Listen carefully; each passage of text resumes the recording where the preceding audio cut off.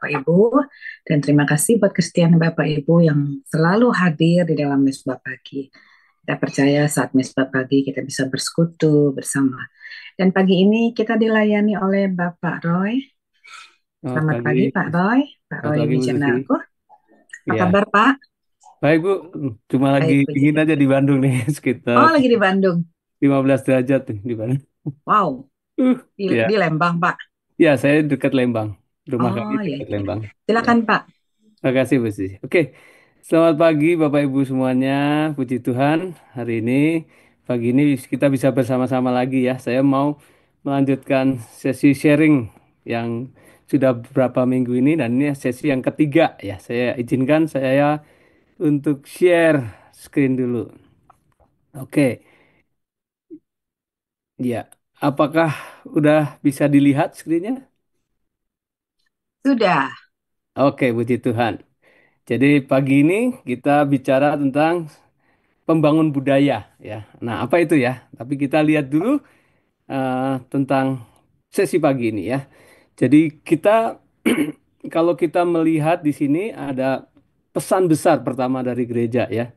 Bahwa karena salib Kristus kita bisa pergi ke surga suatu hari nanti. Benar ya? Karena ini inti ya. Intinya adalah bahwa penebusan Kristus itu membawa kita kepada Bapa kan. Jadi kita diselamatkan dan kita pergi ke surga suatu hari ya. Tetapi pesan besar kedua dari gereja adalah bahwa kita tidak perlu menunggu surga. Ya, artinya apa? Karena surga itu ada di sini. Surga ada di hati kita melalui karya Roh Kudusnya. Nah, saya bersyukur di Koram Deo pagi ini setiap hari berdoa. Berdoanya apa? Berdoa yang sama ya, yaitu berdoa tentang doa Bapa kami karena itu berdoalah demikian Bapa kami yang di surga dikuduskanlah namamu datanglah kerajaanmu jadilah kehendakmu di bumi seperti di surga. Nah, ini setiap hari sering kita ucapkan tetapi kalau kita memahami maknanya bahwa di bumi seperti surga artinya memang Tuhan ingin bahwa apa yang terjadi di surga itu juga terjadi di bumi. Jadi kita adalah representasi dari kerajaan Allah yang kemudian menghadirkan surga di bumi. Sementara kita belum bersama Bapa di surga, artinya kita bisa menghadirkan itu dalam keluarga kita, dalam rumah tangga kita. Nah, itu seperti apa? Nah, sebenarnya kalau orang-orang percaya yang ada dalam lingkungan tubuh Kristus, nah saya sebut pagar ini adalah yang bulat ini adalah tubuh Kristus yang menjadi akuntabilitas kita karena kita adalah komunitas orang-orang percaya ya, komunitas yang menjadikan Kristus sebagai pusat di dalam kehidupan kita. Nah, kemarin berapa waktu yang lalu kita udah diajarkan tentang ya intinya firman dan doa itu menjadi dasar dari kehidupan setiap orang percaya.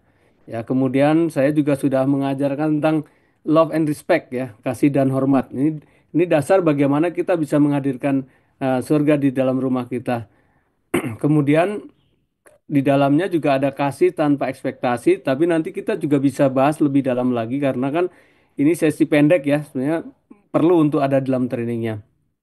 Nah, kemudian hari ini saya akan lebih menekankan kepada nilai-nilai atau value yang menjadi sebuah tiang, menjadi tiang-tiang dalam rumah tangga kita.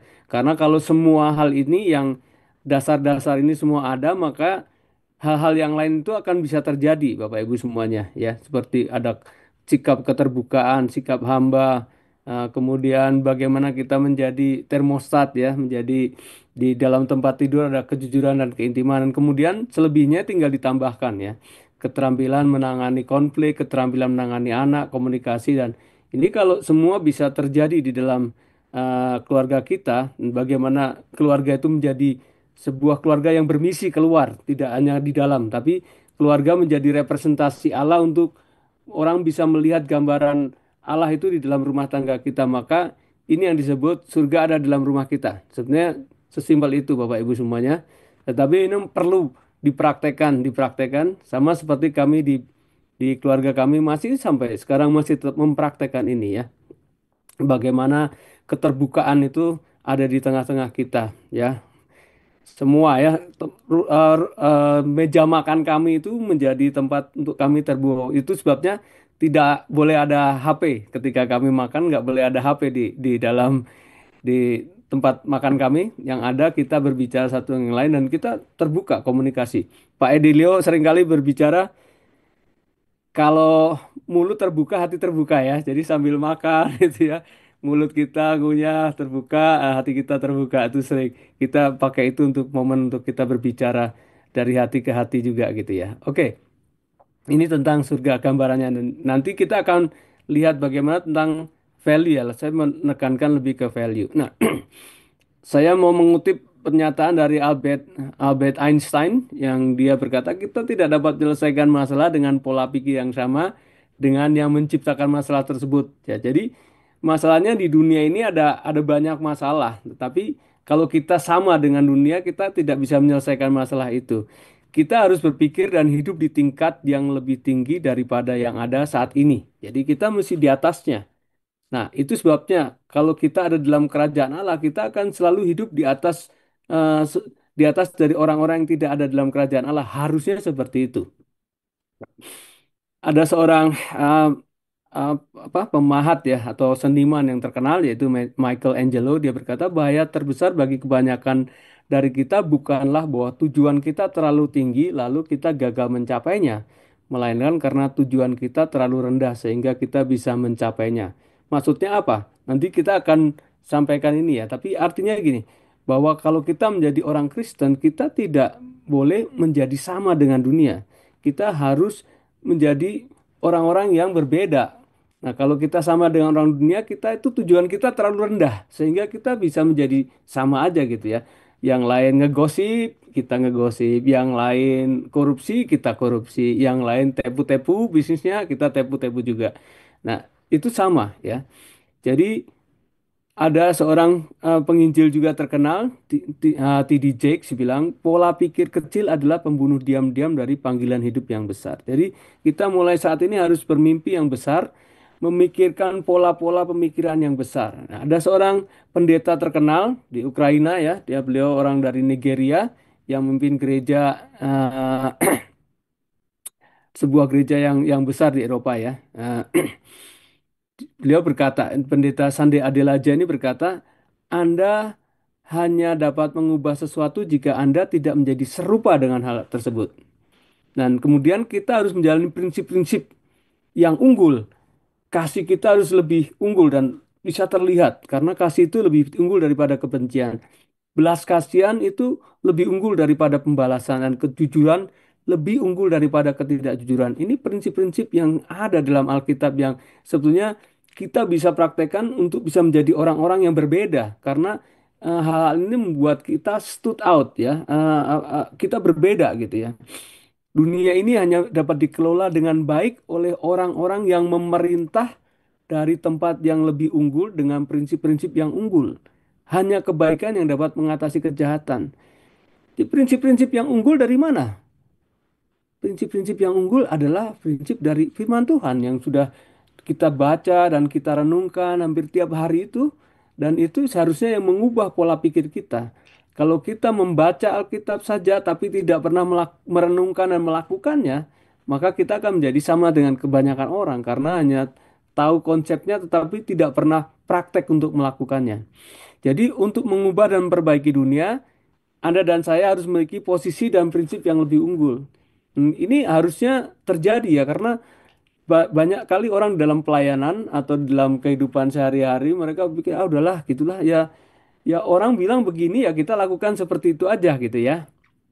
Atau eh, seringkali di gereja itu sesuatunya itu jadi lebih rendah gitu ya. Saya tidak menghakimi tetapi ada banyak orang berpikir ya udah ini kan pelayanan bro ya cincai aja padahal seharusnya kalau ini untuk pelayanan kepada Tuhan kita harus memberikan yang terbaik karena kita melakukannya seolah-olah untuk Tuhan ya. Ya memang untuk Tuhan ya tapi kita seolah-olah Tuhan tuh bos kita langsung di dunia ini gitu ya. Maksud saya seperti itu. Nah, oleh sebab itu, Bapak Ibu semua, mari kita ikuti rancangan Kristus untuk dunia yang baru, yaitu kita menjadi pengubah dunia, pembangun budaya, dan mari kita mulai dengan rumah tangga kita, kita bawa surga ke dalam rumah kita. Nah, masalahnya yang terjadi adalah kita tidak banyak memiliki rumah Kristen, ya. Artinya orang Kristen dengan prinsip-prinsip Kristen ya. Yang ada banyak rumah sekuler, Karena banyak orang Kristen memiliki rumah rumah tetapi pakai prinsip sekuler atau prinsip dunia yang orang Kristen tinggal di dalamnya, ya. Ini yang terjadi. Kita tidak banyak memiliki rumah Kristen, yang ada banyak rumah sekuler yang di dalamnya ditinggali oleh orang-orang Kristen, maksudnya seperti itu. Ya karena orang-orang Kristen menjalani pola hidup mereka seperti orang dunia. Jadi tidak banyak rumah tangga Kristen. Nah, ini yang terjadi di mana orang rumah sekuler di mana orang-orang Kristen tinggal, dan sebaiknya kita beralih menjadi rumah tangga Kristen di mana orang-orang Kristen dan menghidupi kehidupan Kristen. Artinya kehidupan kerajaan Allah, ya. Mari Bapak Ibu semua, ini tantangan buat kita, Anda dan saya, kita ditantang untuk seperti itu. Kenapa itu terjadi? Karena banyak keluarga dibentuk oleh budaya daripada nilai-nilai kebenaran. Nah, budaya itu kalau saya artikan itu seperti gini ya, manusia yang dibuat di dalam gambar Tuhan itu berinteraksi dengan dunia yang Tuhan ciptakan. Jadi dunia ini buatan Tuhan, tapi karena dunia udah jatuh dalam dosa, dan setelah kejatuhan manusia, budaya tumbuh dalam dunia yang penuh dengan kekacauan karena apa? Karena dosa. Jadi kejadian 3 Bapak Ibu bisa lihat bagaimana perubahan terjadi ketika Anda membaca nanti di kejadian 1, apa yang diciptakan Tuhan semua indah, indah, indah, semua baik adanya, di kejadian 3 semua berubah. Karena dosa dan pemberontakan melawan Tuhan yang membawa pada perjuangan yang sengit, ya. Kalau Anda lihat tadinya di kejadian 2:15, nanti bisa baca sendiri, tadinya mereka diminta untuk mengelola taman itu. Kemudian berubah di kejadian 3 mereka berubah menjadi orang-orang yang harus berjuang untuk mendapatkan penghidupan. Jadi artinya yang dulunya itu at least manajer atau direktur gitu ya, tinggal mengelola, sekarang harus jadi kuli gitu. Nah, itu karena dosa. Dosa membawa kita ke bawah. Sedangkan Tuhan mau kita ada di atas sebagai orang-orang yang punya prinsip-prinsip yang unggul.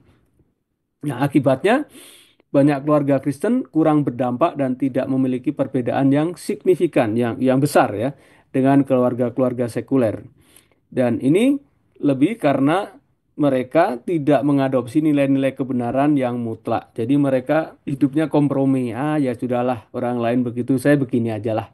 Kan toh sama, jadi nggak usah ngomongin oleh orang. Nah, ini yang menjadi pembunuh kita tadi, karena kita menghidupi mimpi dari orang banyak.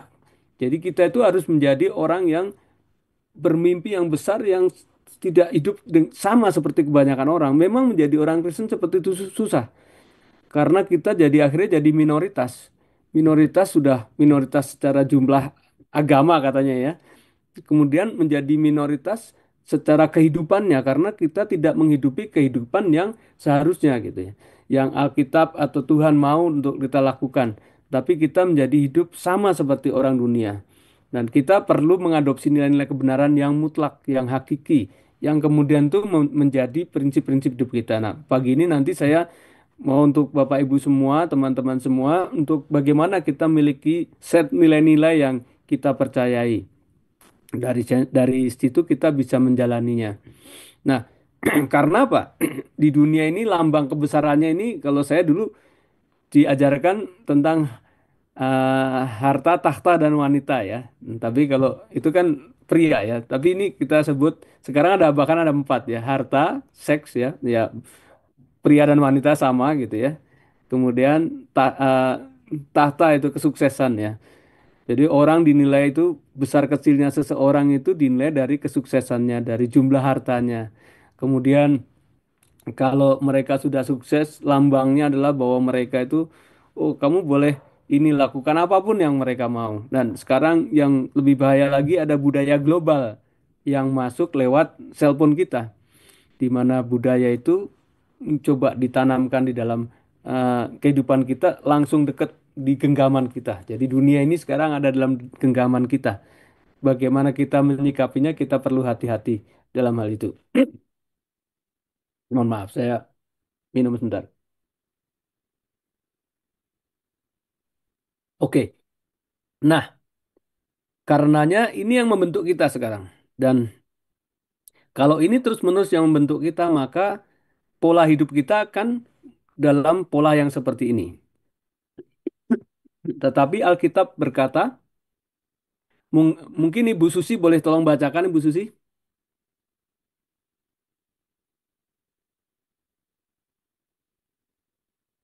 Apakah masih bersama-sama dengan kita Bu Susi? Saya bacakan ya, Pak. Oh silakan Ibu Ripkah ya. Karena kita adalah bait dari Allah yang hidup menurut firman Allah ini. Aku akan diam bersama-sama dengan mereka dan hidup di tengah-tengah mereka. Dan aku akan menjadi Allah mereka dan mereka akan menjadi umatku. 17. Sebab itu keluarlah kamu dari antara mereka dan pisahkanlah dirimu dari mereka. Firman Tuhan. Dan janganlah menjamah apa yang najis. Maka aku akan menerima kamu. 18.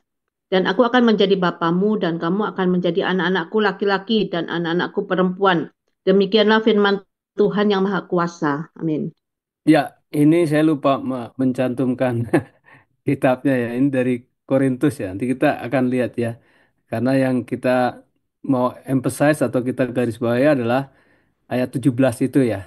Alkitab berkata seperti itu. Jadi kita memerlukan gerakan keluarga-keluarga yang unik untuk membawa perubahan budaya. Oleh sebab itu eh, kita perlu menjadi orientasi kita membangun budaya tandingan. Itu sebabnya keluarga Kristen wajib menjadi pembangun budaya tandingan di mana budaya global, budaya umum itu sedang mencoba untuk mengset kita ya atau sedang memproses kita untuk menjadi sama seperti mereka. Nah, orang-orang yang bisa membangun budaya tandingan itu mereka akan menjadi pembangun tren atau trendsetter. Kalau Anda tidak membangun budaya tandingan ini, Anda akan kemudian ditelan oleh budaya yang ada. Ya, firman Tuhan juga di dalam Roma 12 ayat 2 ya, janganlah menjadi serupa dengan dunia ini, tapi berubahlah oleh pembaruan budimu ya. Ada terjemahan lain dari Passion Translation mengatakan bahwa janganlah kamu mengimitasi atau mencontoh meniru ide-ide atau opini dan dari budaya di sekelilingmu. Tetapi kita hiduplah diberdayakan oleh Roh Kudus ya. Intinya begitu kira-kira. Sama, tetapi intinya bahwa kita itu tidak boleh menjadi sama seperti dunia. Jadi dalam bangun budaya tandingan kita ini tadi kita udah baca 2 Korintus 6 ayat 17. Kita perlu menjadi orang Kristen atau keluarga yang satu memiliki prinsip pemisahan. Kita dipisahkan. Keluarlah dari mereka dan pisahkan. Itu berarti menghindari dari hal-hal yang sama seperti mereka, kejahatan dan sebagainya. Tadi kita udah baca ayatnya 2 Korintus 6 ayat 16 dan 17 juga ya. Kemudian dalam Yohanes 17 doa Tuhan Yesus ini doa 13 sampai 16 kita ini di dunia tetapi bukan dari dunia ya. Jadi kita berbaur tetapi kita itu bukan dari dunia. Kita mesti menyadari bahwa kewarganegaraan kita di dunia ini sementara. Kita itu warga negara kerajaan Allah. Itu yang mesti ingat terus bahwa kita ada di dunia tetapi kita bukan berasal dari dunia. Maka cara berpikir kita, cara bertindak kita harus berbeda dari dunia. Coba senggol sebelahnya kalau dengan istri atau suaminya ya. Kita di dunia tapi bukan dari dunia. Tapi kalau Anda sendiri cukup tepuk-tepuk dada Anda katakan saya di dunia tapi bukan dari dunia karena saya warga kerajaan Allah ya. Warga negara kerajaan Allah. Kemudian yang ketiga, yang ketiga itu pengaruh ya. Jadi kita perlu punya pengaruh karena Matius 5, 13, 16 kita dipanggil untuk menjadi garam dan terang di dunia ini. Menjadi kudus saat terlibat dengan dunia. Coba katakan bersama-sama dengan saya. Menjadi kudus saat terlibat dengan dunia. Jadi kita tidak kompromi. Kita udah ada guidance yang jelas dari Matius 3, 16 bahwa kamulah garam dunia ya. Kita kalau kita asin kita bisa mengasinkan. Tapi kalau kita tawar kita nggak bisa diasinkan lagi ya. Dan kita terang dunia. Terang dunia itu kita nggak bisa menyembunyikan diri kita ya. Di mana ada terang, kejahatan itu menyingkir pasti. Itu otomatis ya.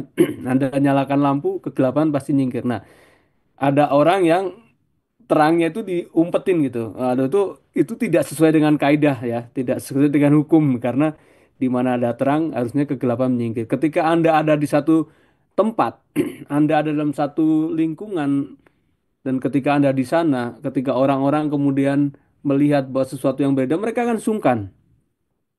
Ada orang Kristen yang katanya Kristen ketika masuk dalam satu lingkungan dia menjadi disukai di sana, tapi disukai bukan karena apa?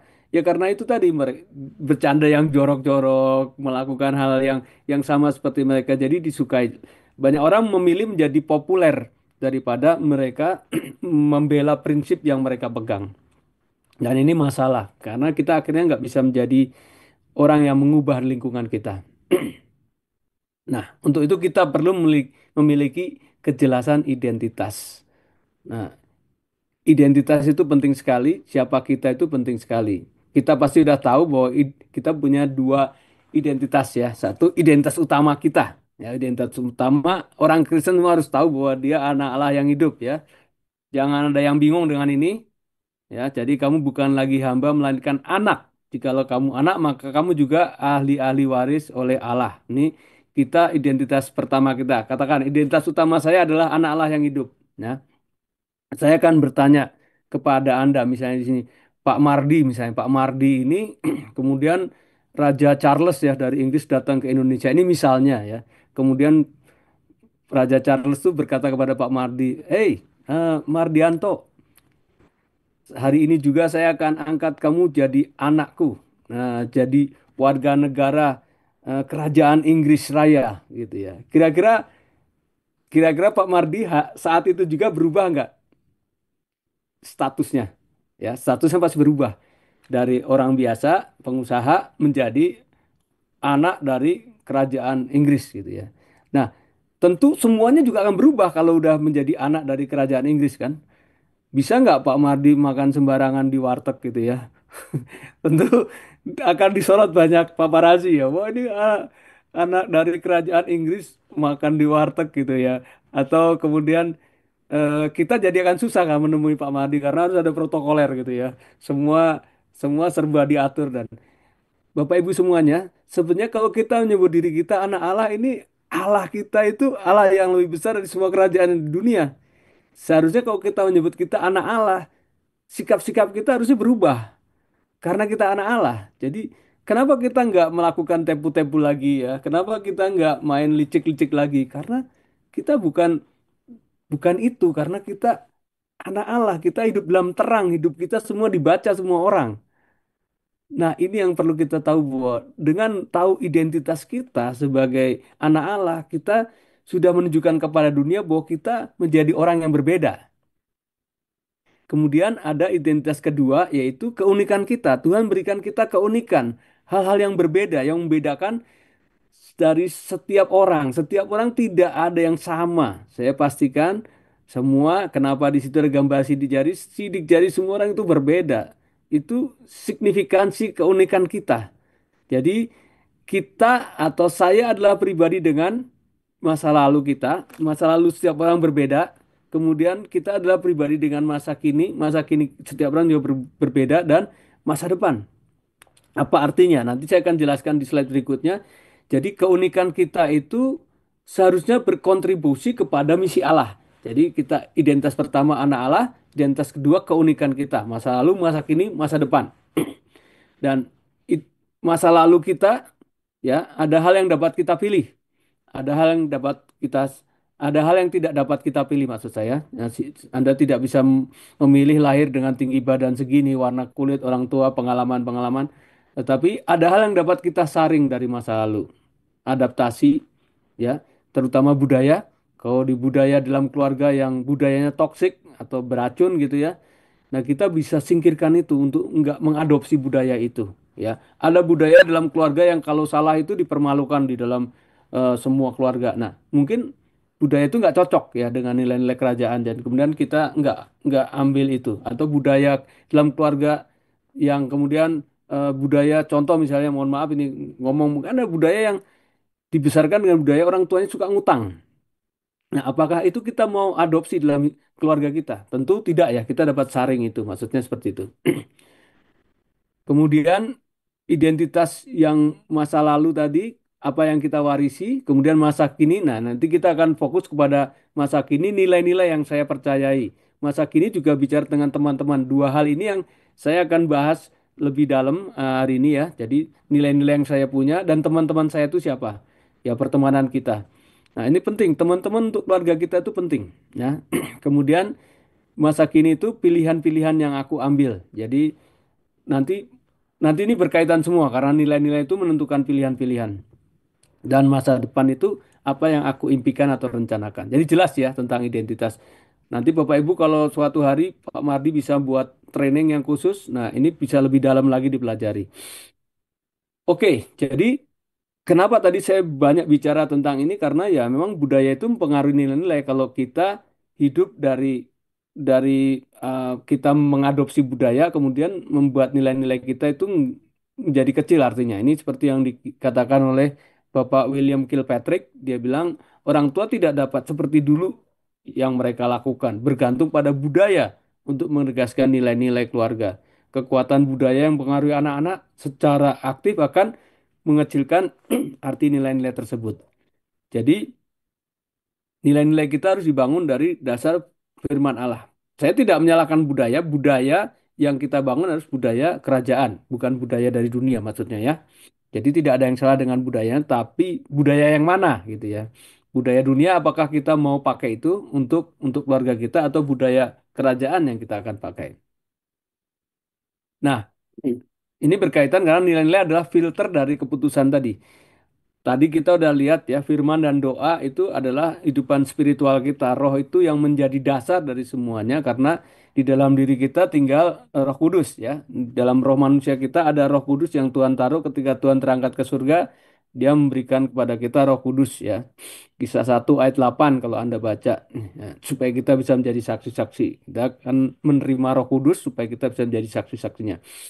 Kemudian dari roh ini kita akan membangun nilai-nilai ya, nilai-nilai yang kita hidupi karena nilai-nilai itu yang dari firman Tuhan, dari Alkitab, dari nilai-nilai kerajaan Allah yang kita hidupi sekarang itu menjadi dasar kita. Nah, nilai-nilai ini yang kemudian akan mempengaruhi pikiran dan emosi kita. Emosi maksudnya perasaan kita ya.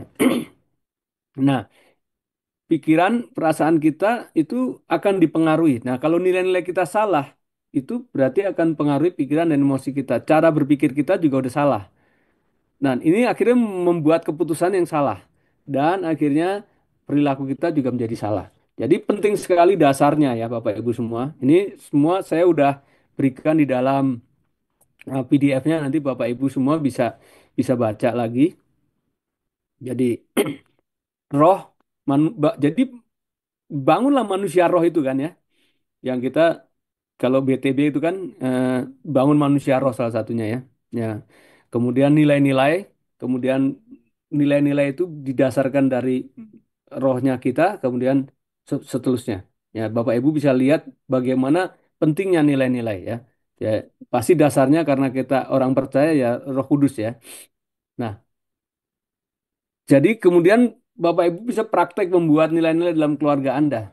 Nah, atau buat pribadi. Nah, ini nilai-nilai dari keluarga kami adalah kita punya namanya life ya. Life itu disingkat singkatan.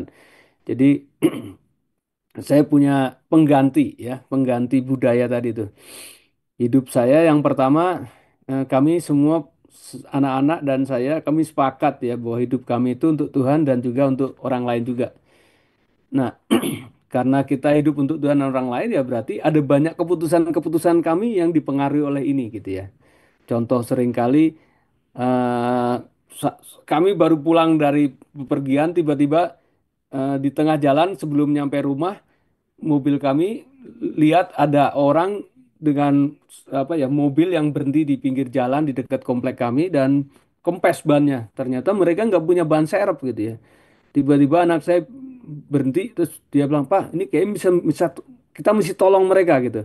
Dan samperin apa masalahnya sama anak saya disamperin kemudian oke, kami pulang ke rumah dan dia kemudian ambil peralatan di rumah, kemudian kami ada pompa dan segala macem, kemudian dia balik lagi dia tolong mereka dan kemudian eh, mobilnya itu dipompa sehingga dia bisa pergi ke tambal ban terdekat dan itu kenapa dilakukan karena ya nilai yang pertama tadi hidup kita itu untuk orang lain gitu ya kita bisa aja aduh kasihan ya tapi kita nggak melakukan action gitu. Nah, ini hal-hal yang kadang-kadang bisa terjadi karena ya berdasarkan nilai yang kita ambil ya keputusan itu dipengaruhi lah gitu ya. Kemudian integritas itu bukan sekedar menjadi orang yang walk the talk katanya ya. Ya, tapi orang yang kehidupan publiknya itu sama dengan kehidupan personalnya. Jadi integritas itu bicara kita ini suratan yang terbuka yang orang dapat lihat kehidupan kita. Kemudian kami percaya ada yang namanya family bonding. Jadi ini kita buat ini ketika anak-anak masih kecil, Bapak Ibu. Semua kita retret berlima dalam keluarga kami. Terus kemudian kita memutuskan. Dan ini bukan kami memutuskan, tapi anak-anak bilang, Pak ini bagus, ini bagus. Oke. Ikatan keluarga ini dari istri saya. Kenapa? Karena dia mau bahwa anak-anak nanti ketika mereka udah berpisah dari kami pun mereka harus saling tolong menolong ya, menjadi ikatan yang kuat, tidak berdiri sendiri-sendiri yang mungkin satu lebih kaya, yang lain diem aja atau yang satu lebih berhasil nggak mau menolong yang lain. Nah, ini penting sekali untuk mengikat mereka dari sekarang. Ketika mereka keluar, melangkah keluar dari rumah kami, mereka akan tetap menjadi satu pasukan yang bersatu gitu ya.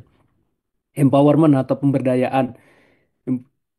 Ini ini sesuatu yang kami percaya itu sebabnya ketika Pak Mardi minta saya untuk melakukan ini, ya saya nanya sama istri saya, ya istri saya cuma bilang nilai keempat keluarga kita apa? Pemberdayaan, empowermentnya. Udah itu kamu jawab aja iya katanya gitu ya. Jadi it simple gitu. Itu berdasarkan apa yang kita percaya kita bisa memutuskan. Ya, jadi ini yang membuat kami tidak mau menjadi serupa dengan dunia ini. Kami tambahkan ayatnya Roma 12 ayat 2 ya. Ya, ini yang kemudian menjadi pengganti ya, pengganti tadi yang nilai-nilai dunia kita ganti dengan apa yang kita percaya dan kita lakukan dalam keluarga kita. Kemudian tadi bicara dengan nilai-nilai, sebetulnya ini bisa di dalam training ada caranya untuk Anda diajarin membuat nilai-nilai ini ya. Tidak harus sama seperti kami, tetapi ada banyak hal. Coba kita nggak punya waktu untuk mengajarkannya. Dan ini bicara tentang pertemanan tadi ya. Siapa orang-orang yang di sekeliling kita yang mempengaruhi kita ya, ya. Tidak, ini yang Pak Kasih Karsen mengajarkan memang ada 10 kursi di antara meja kehidupan ini ya. Ada yang namanya pelatih, mentor ya. Memang tidak semua orang bisa gampang melakukan. Saya sendiri perlu waktu 2 tahun untuk memenuhi table ini ya. Ada orang yang mentor saya juga masih dilatih dalam keterampilan tertentu, kemudian saya juga masih melatih orang dan ada orang yang dekat dan orang yang sedang saya bina untuk nanti menjadi penerus ya buat apa yang sudah saya lakukan.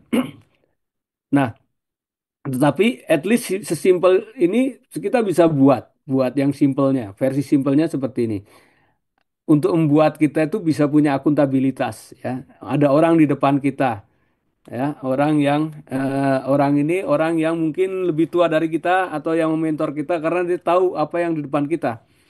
Dan orang ini yang menarik kita, ya, menarik kita, orang yang di depan ini yang menarik kita. Dan orang yang di belakang ini adalah orang yang kita mentor, orang yang kita bina.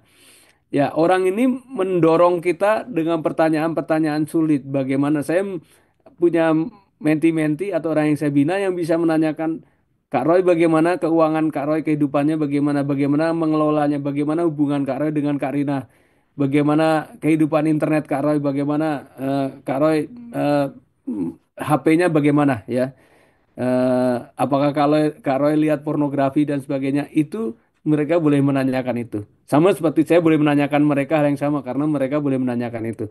Jadi orang ini mendorong kita dengan pertanyaan-pertanyaan sulit untuk kita menjadi lebih dekat kepada Tuhan dan orang yang depan ini menarik kita dengan pertanyaan-pertanyaan sulit untuk kita lebih dekat kepada Tuhan juga. Kemudian orang di samping kita ya kiri kanan ya yang men-stretch kita, meregang kita ya.